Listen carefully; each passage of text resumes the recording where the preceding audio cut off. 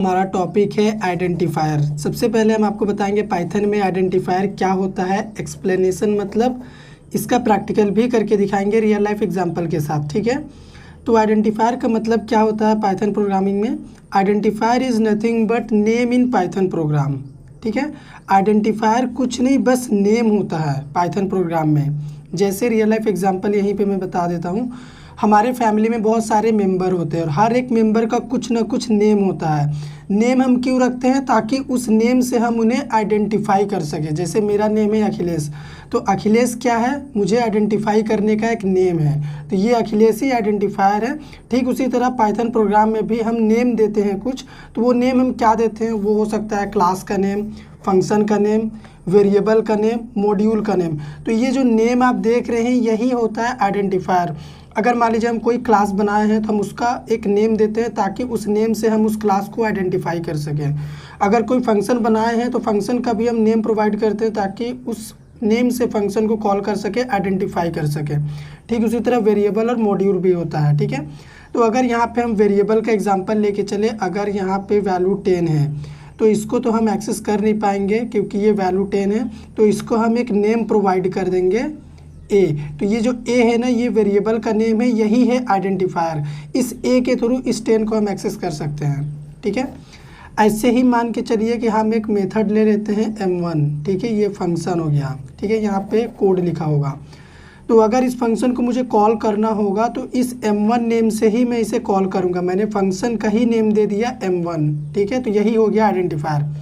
अगर मान के चलो हम एक क्लास बनाते हैं, ठीक है, ये क्लास बन गया। हालांकि पाइथन में कार्ली ब्रैकेट की बॉडी नहीं होती है, पर फिर भी समझ लो यहाँ पे एग्जांपल के लिए बता रहे हैं हम। इस क्लास को अगर मुझे एक्सेस करना हुआ, कॉल करना हुआ, तो क्या मैं अभी कर सकता हूँ? नहीं। लेकिन अगर इस क्लास को मैं एक नेम यहाँ पे प्रोवाइड कर दूँ ए, तो अभी इस नेम ए के थ्रू इसके अंदर जो भी कोड लिखा हुआ है मैं सब एक्सेस कर सकता हूँ। तो ये नेम ही हो गया ए आइडेंटिफायर, ठीक है। उम्मीद करते हैं आपको समझ में आया होगा। अभी रूल्स होता है कुछ आइडेंटिफायर को बनाने का या फिर यूज़ करने का। सबसे पहला, अल्फ़ाबेट आप यूज़ कर सकते हैं A to Z। Upper case भी हो सकता है, लोअर केस भी हो सकता है, ठीक है। अपर लोअर का कॉम्बिनेशन भी हो सकता है, ठीक। डिजिट्स में आप 0 to 9 नंबर यूज़ कर सकते हैं अपने आइडेंटिफायर के लिए। एक स्पेशल सिंबल आप यूज़ कर सकते हैं, उसको बोलते हैं अंडरस्कोर, ठीक है। इसके अलावा और कोई स्पेशल सिंबल आप यूज़ नहीं कर सकते पाइथन प्रोग्राम में आइडेंटिफायर के लिए। अभी देखो यहाँ पे should not be start with digit. आपका जो आइडेंटिफायर है ना, वो डिजिट से स्टार्ट नहीं होना चाहिए। मतलब इसका मतलब क्या हुआ? अगर मान के चलो ये 9 हो गया, उसके बाद मैंने वेरिएबल का नेम दे दिया ए, 9a = 10, तो ये जो नंबर डिजिट है ना 9, ये स्टार्टिंग में नहीं हो सकता, ठीक है। ये गलत है। केस सेंसिटिव होता है पाइथन में आइडेंटिफायर। अगर मान के चलो हम फंक्शन का नाम m1 लिखे हैं तो इसको हम कैपिटल में एक्सेस नहीं कर सकते, ठीक है। केस सेंसिटिव इसी को बोलते हैं। जैसे आपने बनाया है वैसे ही आपको एक्सेस करना पड़ेगा। We can not use reserve word. हम कीवर्ड को यानी रिजर्व वर्ड जो होते हैं पाइथन में, उनको आइडेंटिफायर के लिए यूज़ नहीं कर सकते। मतलब वेरिएबल नेम के लिए, फंक्शन नेम के लिए इस तरह से नहीं कर सकते। तो अभी चलो छोटा सा प्रैक्टिकल एग्जाम्पल भी हम देख लेते हैं आइडेंटिफायर का, जो अभी हमने डिस्कस किया है यहाँ पे। सबसे पहले हम क्या करते हैं, एक वैल्यू ले लेते हैं, जैसे 10, ठीक है। 10 एक वैल्यू है। अब इसको एक्सेस करने के लिए हम क्या करेंगे, इसको एक नेम प्रोवाइड करेंगे, अल्टरनेट नेम देंगे उस नेम के थ्रू, ताकि हम इसको एक्सेस कर पाएँ। तो यहाँ पे मान लो मैंने एक नेम लिया वैर। तो ये जो आप वैर देख पा रहे हैं ना, ये वेरिएबल का नेम है और इसी को बोलते हैं आइडेंटिफायर। हम इस वैर को क्यों बनाएं? ताकि इस वैर नेम के थ्रू हम इस वैल्यू 10 को एक्सेस कर सकें। जैसे अगर मैं अभी प्रिंट में यहाँ पे वैर लिख दूँ, ठीक है, अपने वेरिएबल का नेम यानी आइडेंटिफायर का नेम, और प्रोग्राम को रन कर दूँ, तो उस नेम के थ्रू हम क्या कर सकते हैं, अपने वैल्यू को एक्सेस कर सकते हैं। देखो यहाँ पे 10 प्रिंट हो गया। अभी मैंने बोला था आइडेंटिफायर केस सेंसिटिव होता है। केस सेंसिटिव का मतलब क्या हुआ? अगर मैं एक और वेरिएबल बनाऊँ वैर और यहाँ पे 20 लिख दूँ, ठीक है, और अभी प्रिंट करते हैं वैर को ही, तो क्या आउटपुट आएगा? आउटपुट 10 ही आएगा, ठीक है। जबकि दोनों वेरिएबल का नेम है वैर, लेकिन इसका देखो वी कैप्स है। इसका मतलब ये अलग हुआ। इसको अगर 20 को एक्सेस करना हुआ मुझे, तो मुझे ये वैर को प्रिंट करना पड़ेगा, ठीक है। यहाँ पे देखो अभी दोनों रिजल्ट प्रिंट हुआ, 10 और 20 दोनों। इसके अलावा आप ऐसे भी एक्सपेरिमेंट कर सकते हैं, वैर ऐसे ही बना लो, 30 दे दो, ठीक है। अभी अगर प्रिंट करना चाहें 30 को भी तो हमें ऐसे करना पड़ेगा, ओके। तो यहाँ पे देखो 10, 20, 30 ये सब प्रिंट हो गया है, ठीक है।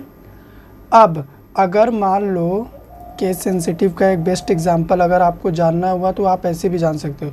देखो यहाँ पे वैर नॉर्मल वेरिएबल बना हुआ है, तो हम इस तरीके से एक्सेस कर रहे हैं, इस तरीके से भी करना चाह रहे हैं, इस तरीके से भी है, तो वैर ही तीनों।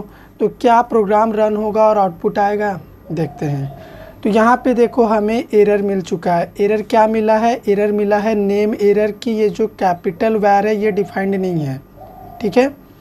और इसके लिए भी एरर आया, 2 एरर आया, ओके। तो ये केस सेंसिटिव वेरिएबल, मतलब आप जैसे बनाएंगे आपको वैसे ही एक्सेस करना पड़ेगा। अगर इन 2 चीज़ को हम कमेंट कर दें और प्रोग्राम को रन करें तो अब कुछ एरर नहीं मिलेगा, अब रन हो जाएगा। देखो रन हो गया, ठीक है। अभी चलो एक सिंपल सा हम प्रोग्राम आपको और बना के दिखाते हैं जिसमें हम फंक्शन और क्लास यूज़ करेंगे, ओके। इसको रहने देते हैं। यहाँ पे मान लो मैं एक क्लास बना रहा हूँ, क्लास बनाने के लिए क्लास कीवर्ड, ओके। उसके बाद क्लास का एक नेम प्रोवाइड करते हैं हम ए। अब एक फंक्शन बना रहे हैं, फंक्शन बनाने के लिए डिफ कीवर्ड यूज़ करते हैं हम, ठीक है। उसके बाद फंक्शन का नेम यहाँ पे m1 ही ले लेते हैं और यहाँ पे एक पैरामीटर होता है पाइथन में बाय डिफ़ॉल्ट सेल्फ, ठीक है। अब इसके अंदर हम कोड लिखते हैं, इसके अंदर हम प्रिंट में अगर लिखें अखिलेश, उसके बाद फिर प्रिंट में अगर हम लिखें अंकुश, फिर अगर प्रिंट में हम लिखें, मतलब फंक्शन के अंदर हम कोड लिख रहे हैं, ठीक है, अंकित। ये इतना कोड हमने लिख दिया।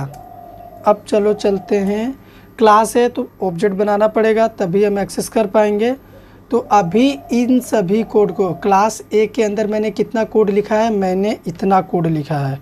तो इनको एक्सेस करने के लिए मुझे क्लास का नेम यूज़ करना पड़ेगा, ओके, तभी हम कर सकते हैं। तो क्लास का नेम है ए, ठीक है। और इसका एक हम ऑब्जेक्ट बनाएंगे, तो यहाँ पे ऑब्जेक्ट रेफरेंस का नेम दे देते हैं आर, ठीक है। अभी क्लास ए का ऑब्जेक्ट बन गया है आर। अब इस आर के थ्रू हम क्या कर सकते हैं, अपने मेथड यानी फंक्शन m1 को हम कॉल कर सकते हैं। कॉल हमने किया, इतना अगर हम प्रोग्राम सेव करें और रन करें तो यहाँ पे देखो 10 आउटपुट आया है हमारा वेरिएबल आइडेंटिफायर का। उसके बाद अखिलेश, अंकुश, अंकित ये भी प्रिंट हो गया। तो अगर मैं यहाँ पे मान लो क्लास का नेम हटा दूँ तो अब बताओ क्लास के अंदर जितना भी कोड लिखा हुआ है इसको मैं कैसे एक्सेस करूँगा, क्या कर पाऊँगा, बिल्कुल नहीं, ठीक है। तो ये जो नेम था क्लास का ना ए, यही है आइडेंटिफायर। और यहाँ पे एक फंक्शन है m1, अगर ये m1 मैं यहाँ से हटा दूँ, अब अगर इन सभी कोड को जो m1 फंक्शन के अंदर लिखा हुआ है इन्हें एक्सेस में करना चाहूँ तो कर सकता हूँ, नहीं। तो ये जो नेम है ना m1, यही है आइडेंटिफायर। इस नेम के थ्रू हम इतना लाइन ऑफ कोड को आइडेंटिफाई कर रहे हैं कि आपको m1 के थ्रू एक्सेस किया जाएगा, ठीक है। और ये फंक्शन क्लास ए के अंदर है, यानी क्लास ए के ऑब्जेक्ट के थ्रू आपको एक्सेस कर सकते हैं हम, ठीक है। तो यही होता है आइडेंटिफायर पाइथन में। हाँ, एक और हमने बताया था कि अगर हम वेरिएबल का नेम में डिजिट इधर यूज़ करें, var2 लगा दें, ठीक है, और इसको प्रिंट करें तो अभी भी प्रोग्राम हमारा रन करेगा। ये ऐसे हम कर सकते हैं, ठीक है। आउटपुट देखो आ गया 10। लेकिन अगर यही डिजिट हम आगे में लगा दें, स्टार्टिंग में toWar, और यहाँ पे प्रिंट करें हम toWar इस तरीके से, तो ये हम नहीं कर सकते पाइथन में। इसके लिए हमें एरर बोलेगा, syntax error, invalid decimal literal, मतलब आपने गलत लिखा है, ऐसे आप नहीं कर सकते, रूल्स को वायलेट कर रहे हो आप, ठीक है। अब एक स्पेशल सिंबल अंडरस्कोर भी हम यूज़ कर सकते हैं, ठीक है।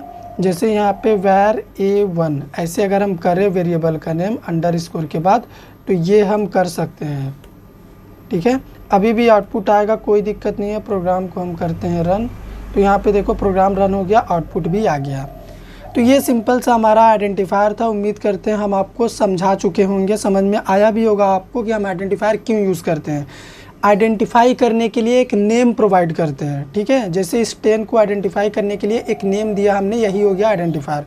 वीडियो पसंद आया हो तो लाइक करिए, शेयर करिए, चैनल पे नए हैं सब्सक्राइब कर दीजिए।